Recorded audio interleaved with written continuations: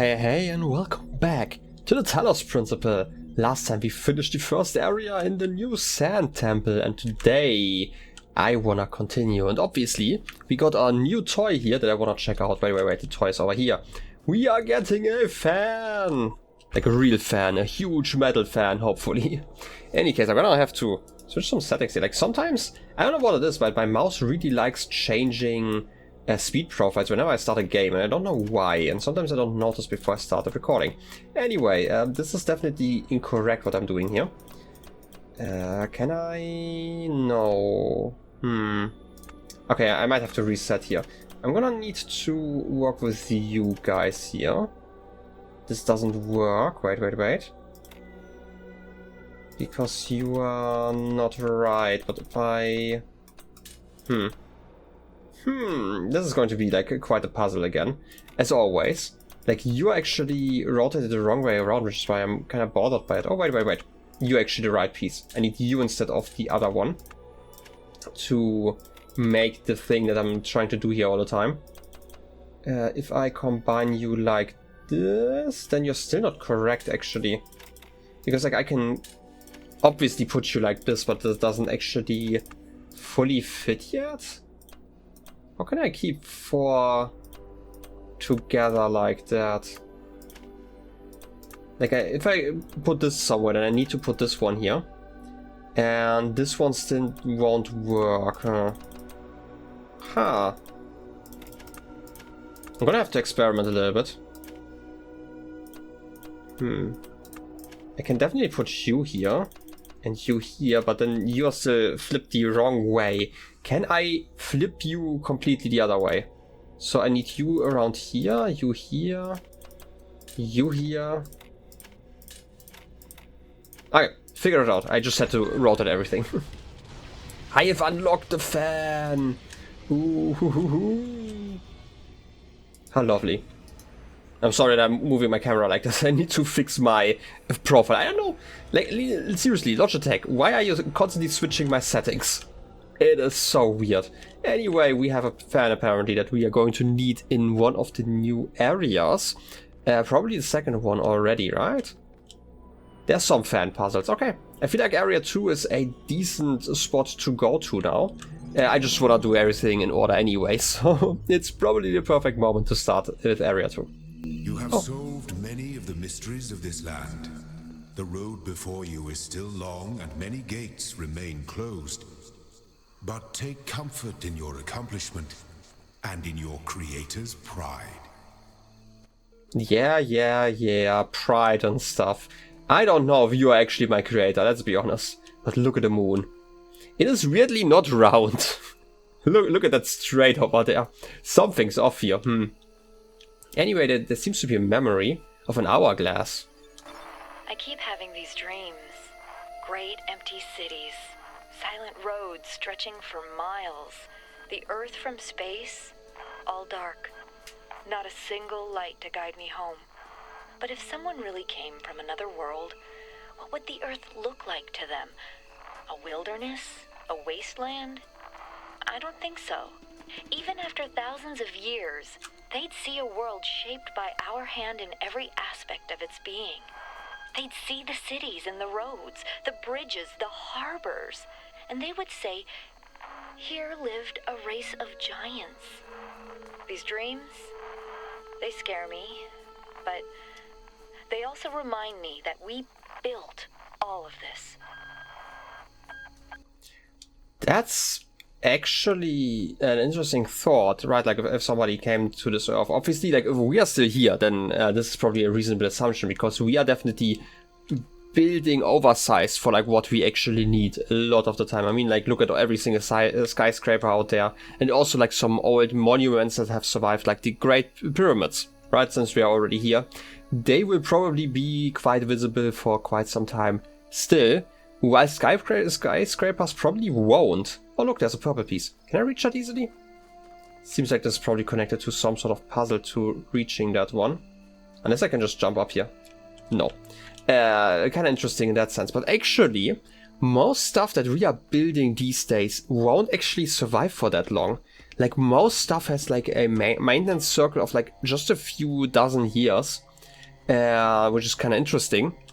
You think about it, right? It doesn't mean that there won't be stuff left over in like 50 years or so, but like imagine most buildings, they will be quite decrepit by the time, like generations down the line. If nobody were to preserve them actively, then they wouldn't last that long, actually. Definitely not thousands of years. Let's put it like that. Again, there are definitely some monuments that would probably last. Maybe some dams. I wouldn't be surprised if like dams, for example, would last. Maybe not fully functional, but at least like as like a loose structure. Because obviously they are built to last a little bit longer, since you can't just, you know, repair a dam in the same way that you could, for example, a house.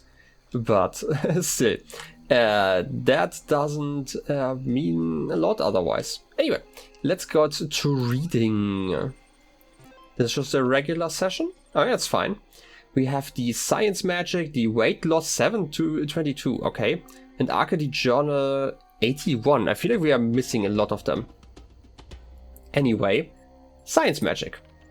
Is it about science being basically magic if you don't know about it? Okay, to be fair, science is actually more the process, but you know, like if we talk about like technological advances, that if you're like too far ahead, then they probably seem as magic. But still, though the term science has only meant what it does to us for around 600 years. Yeah, that's reasonable, yeah. I would have said like 500, but 500, 600 is probably around the ballpark. Its practice far predates the name. There is evidence pre-Aristotle which indicates soothsayer, mystics and the like may have employed basic scientific methods to predict the future and confound their benefactors. One anecdote concerns a palm reader who was exposed when two wealthy clients compared their readings and found them to be identical. In 1948, the tendency to discover deep personal meaning in vague descriptions delivered of the authoritatively was given a name. The Forer effect. Today it is recognized in all contemporary psychological theory. Okay, yeah, this is definitely like if you're talking like. Okay, I feel it's first of all kind of weird that like both of those texts are like connected. Obviously, like the first thing is the scientific method, which is again like hypothesis and then testing it and then confirming whether it's true and like all of that stuff, right? Trying to figure stuff out and make it repeatable, right? That's like the big thing. That is not just anecdotally the truth, I'm gonna call it, but like actually like truth. They're like experiments, and ever since we've kind of reached that point, we've also reached a point where like obviously theories are getting replaced like every once in a while, right? Like there's the classic example of like how gravity works, like with like the forces, right? Like that forces, like the forces, but masses attract them each other. And this kind of worked for most of the time, right? Like we used it to discover extra planets in our solar system. And then we have like the whole story about, what was called? Vulcan, right? I think that's where Star Trek gets the name from, which supposedly changed the path that I think it was Mercury takes around the sun. And basically they used like the old math to figure out where that planet would have been, and then they at some point figured out, oh wait, this formula of gravity that works, but like in certain extreme aspects it stops working, and then they started developing like a more complex theory, which if you put like regular values in there would actually end up being like the old formula, which is the interesting thing. So it's basically just an addition to that, and it's not just a hey, once you reach like a certain amount of mass, use this other formula, but it's actually basically the same formula, and you get like the same values out if you plug in the same numbers, except in those like extreme cases, which is really interesting. And this obviously just came out due to like all of the scientific testing that has been done. And yeah, and then on the other hand, we obviously have like the whole things where scammers try to tell you like your future or something like that, and like all of them look kind of the same. And if you are looking for, in this case they talk about like palm readers, obviously, like if they are supposed to talk to you about something of your past, basically. Like there are a lot of common things that you can just guess, like for example if you are in front of a crowd and then there's like somebody just pretending to talk to spirits or something and be like, hey, there's like somebody with the letter M in the audience. If you have like 20 people in the audience, there's going to be somebody with like the letter M, or like where their name starts with the letter M or something like that. There are actually like a lot of other letters that you could use. But like if you just describe common things, people are willing to read into them like kind of a sort of a truth. It's how like horoscopes, for example, work, right? Like they give like very vague descriptions of stuff, and people are like who are susceptible to that stuff are generally willing to kind of transform the meaning to something that happens or like has happened in their own life, which is really interesting. I just don't quite get why they're talking about like the anecdote for that, right? Like, because they're talking about like the scientific method before Aristotle, and then suddenly it's like the anecdote about like the palm reader, right? I guess you could argue that those two wealthy clients did the scientific method and tried to figure out whether the whole thing works like that. But that's obviously just the first text. We have more to read. Weight loss, which is interesting that is here. Weight loss blog, latest entry. Oh man, if there's one thing that's good about inevitable death, it's the food. Yeah, baby, I'm going to have all the horribly unhealthy food in the world. I'm going to feast on jelly bananas like a crazy monkey on Monkey Christmas. And you know those muffins that have so much chocolate they're basically melting? That's gonna be my breakfast. And burgers for lunch. Are burgers not regularly lunch? I'm gonna have burgers so greasy you could use them to lubricate a whole factory. Triple bacon burgers with double cheese and extra onions and mayonnaise and ketchup and mustard and big fat juicy patties. And then oily thick pizza with spicy salami and barbecue sauce and olives and jalapenos and sour cream. Food coma, here I come. Definitely talking about weight loss. I mean, I guess it's the weight loss blog. It's still interesting. Like I talked about like the inevitable death and like how people deal with it. Obviously splurging on stuff is one valid way to deal with like the inevitable death, I guess. I think it's actually more interesting because this still implies that there are like things like supermarkets are probably still open in this world, which kind of goes back to something I talked about like many episodes ago at this point, where there's like kind of the idea of like how would the end of the world look like? Because like imagine there was like something like, I don't know, like there's an asteroid coming for the world and you can't stop it, and like there's like nothing to be done and the world's going to be destroyed in a few months. Like what are you going to do like with like, let's say the last 3 months?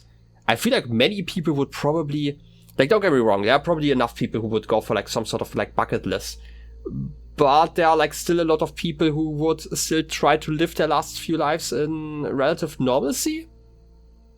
Not just that, but like, especially if you're not particularly wealthy, you probably don't have enough saved up to survive for 3 months, so you're probably forced to still work, which is such a dystopian thing to think about.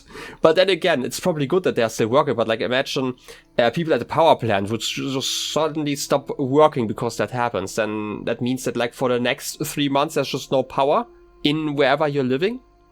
I feel like many people would, just for like those services, for example, still continue. And again, I feel like the sense of normalcy is probably something that people would be willing to work for. You know, there's also like the hope that maybe something would happen that saves us all. I think that's an interesting thought to have. I don't actually know how I would react, let's be honest. You always can theorize it, theorize about it, but obviously the moment it happens, it's probably going to look quite different, right? Like I feel like I would be like a deer in a headlight and just not know what to do with myself. Like I struggle, sitting down and doing stuff already. I feel like getting like this extreme time pressure would not help, funnily enough, even though like normally I'm quite great at deadlines, or like when I get deadlines to actually finish projects that I want to work on. But I feel like if I have a deadline to figure out what I even want to do, I would be like freezing up. I would not be able to even focus on any projects because I would have to like figure out how to prioritize the projects, like the last few things that I want to do in life basically, and I would probably not be able to do so. Anyway, Interesting to read about this block, I guess. Arcady Journal 81. What's the last one that we had? Wait a second. I'm gonna terminate. Arcady. We've definitely had like 1 or 2 of those. 77 was the last one, if I see this right. What was the last one about? Work on the archive today. Yeah, okay. That's just like such a short one. Let's see, can I just continue? I mean, I could have just, you know, read it from like my special monitor menu, whatever you want to call it. But I like using the PC. I don't know, it feels more natural. Fascinated by Drannon's project. Lovely conversation. Read Talos Principle. Roll credits. Greek philosophy. Relevance to current situation. Suggested naming Project Talos. Drannon refused, but name seems to have caught on with the team. Tens of thousands of files coming in every hour. Our whole history. Okay, now I'm thinking.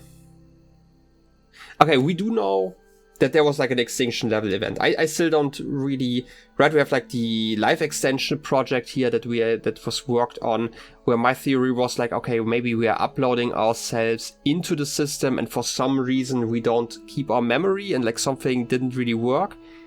Maybe it's the other way around. We are not really uploading ourselves into that. But instead we have like all the memories of like human civilization. And once the AI is advanced enough, like we are going to be uploaded into like an actual robot into the real world, because I still believe that we are in a simulation, right? So maybe to kind of create like a second evolutionary stage of human, like robot humans in the real world that is like human-like enough to actually repopulate the actual world.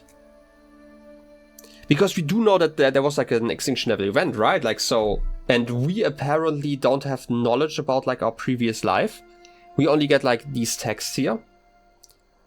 But then again, I also actually don't know if we don't have knowledge about our previous life, because I have also posed like the idea that maybe this is like a meta-narrative, and the idea that we ourselves are playing ourselves in this world. So we have all the knowledge that we ourselves would have.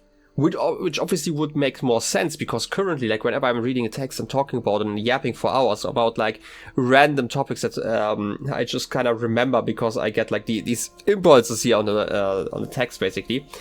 Where was I? Yeah, like I can yap about that for hours and hours, and that definitely implies that like my character would also know about that, right? Like in a weird way, because like all the answers I give, like my character isn't giving these answers, I am giving these answers. So is this about me being in the game? I mean, we already know that this is kind of a meta-narrative thanks to the fact that this is inside of a game engine. So, yeah, kind of interesting. Anyway, I feel like I would like to look at one puzzle piece that only uses the fan, if we have any of those. Because I'm not 100% sure, is there like one that shows me? This one uses the fan in the cube. Is there anyone that only uses the fan? I don't think so. We also have paint again. Can we get like new text again this time around? Can I paint a message? This is still the same stuff. I don't know why. Do I just want to paint everything? No, I'm gonna leave it. I can jump here. Oh, cool. Anyway, I guess I at least would like to do like one puzzle here. I might do like the cube and fan one just to figure out what the fan is all about. This is one that doesn't actually have pieces. Interesting. Also, it's like, okay, I think the night sky, really beautiful. What I don't think is beautiful is the fact that I have like these bright lights in front of me and this area is dark and I can't see anything. I might have to turn down the light at some point. Okay, I'm just gonna do this one. That's fine. Man on the moon. Oh, wait. This reminds me of something else. While I was editing, oh gosh, I hate that I'm talking about this right now, but I have to go to another place. I'm sorry about this, because I thought about the man on the moon, and this is such an important thing that I noticed while editing, and I hate that I noticed this and I didn't talk about this in my last recording session, even though I had already edited those episodes, right? I'm gonna have to go here.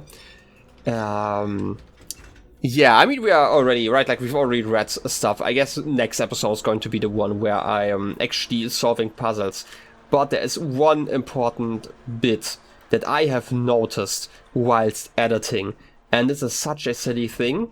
Okay, I'm not really gonna call it like a silly thing, because this is something that I have thought about doing at some point, but I hadn't actually done it. And I need to go down here. I know, like, the loading screens are, like, always fun. It would have been nice to just have, like, a quick teleport over there.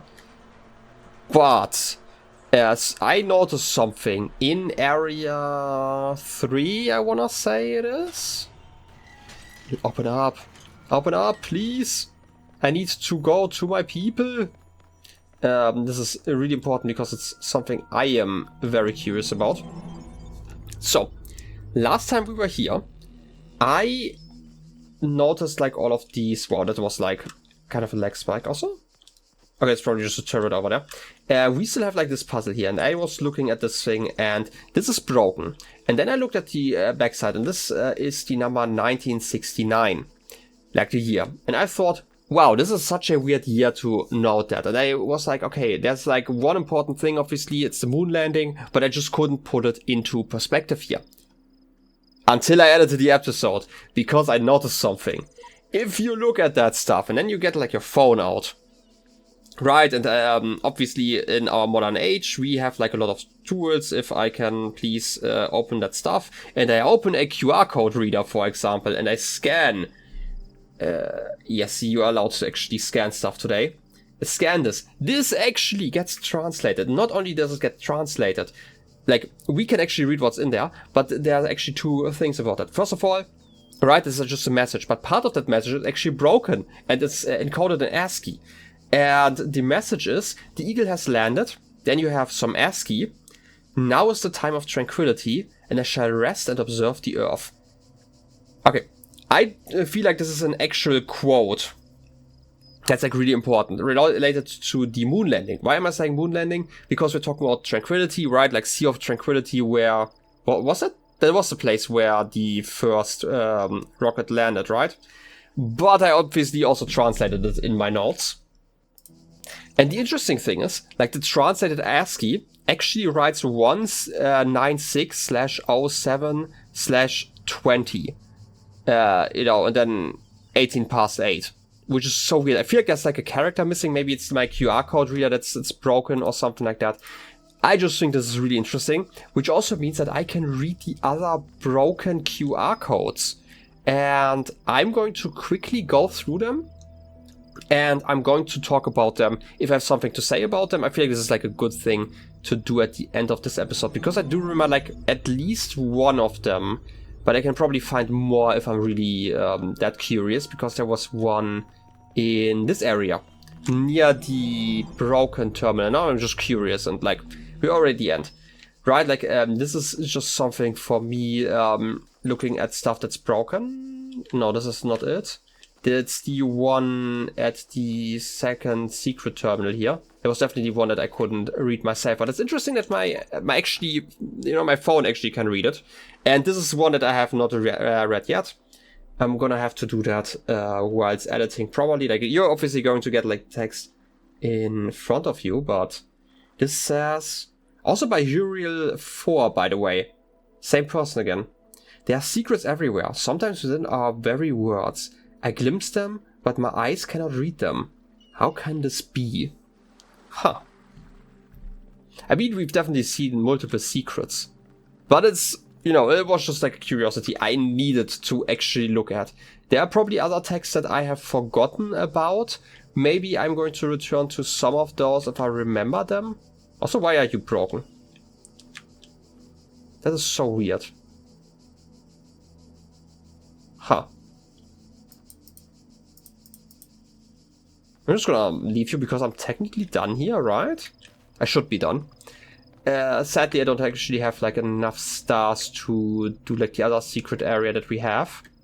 So I'm just gonna leave it and say this is kind of the end. I know we only read today, and reading is something, I don't know, I like the reading, but I also like actually doing the puzzles. The puzzles are really fun, but I guess we are properly working on those the next time then. I'm just going to return over there, and I guess I'll be seeing you there in the next episode. I hope you enjoyed this one, and I wish you a wonderful rest of your day. I'll be seeing you next time. Till then, have a good one, and bye-bye.